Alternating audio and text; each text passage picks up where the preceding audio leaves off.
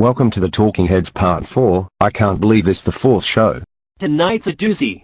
Over 96% of the voters in the region supported leaving Ukraine and becoming a Russian province.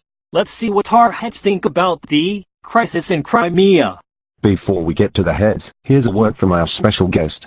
What the hell am I going to do about Putin? Maybe the heads can help me. Stay tuned. Now for the talking heads. Dora. Busy. Fritz. Ali. Mouth. With a plurality like that, what can Obama do? It's not what can he do, but what should he do? It's so bad a Russian TV host used the M-word. Nuclear. The guy threatened the US. Check this clip out.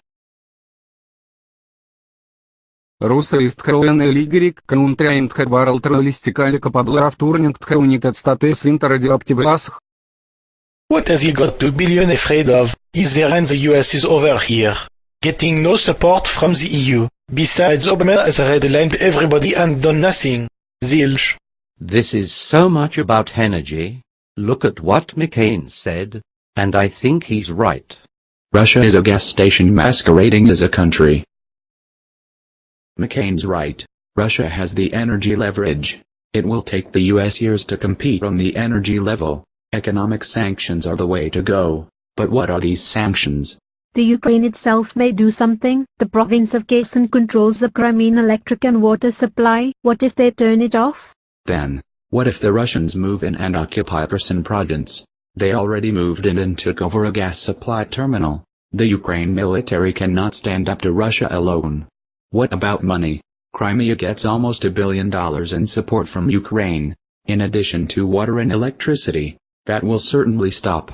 From what I have heard, the sanctions are against individuals, like travel bans and asset freezes. The EU and US are holding tougher freezes in our abeyance to see what Putin does. That's the big problem. They keep waiting to see what Putin does. Meanwhile, he keeps getting further ahead of them.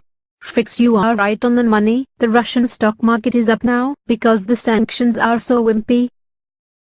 As usual, the West has no concept on the thought process of its opposition. Putin's popularity has soared. The Russian people couldn't be prouder. They want Crimea back. Russians see his defiance of the West over Ukraine as a sign of strength. Given what we've said about the situation, do you think Obama's morning call had any effect on Putin? Based upon the Syrian debacle, and the EU aversion to armed conflict, I say, no effect. Like the red lines. Absolutely no effect. Putin has kept Assad in power. He's been in the middle of the Iranian nuclear talks and the West has made concessions for nothing in return. So why would Obama get anything from him now?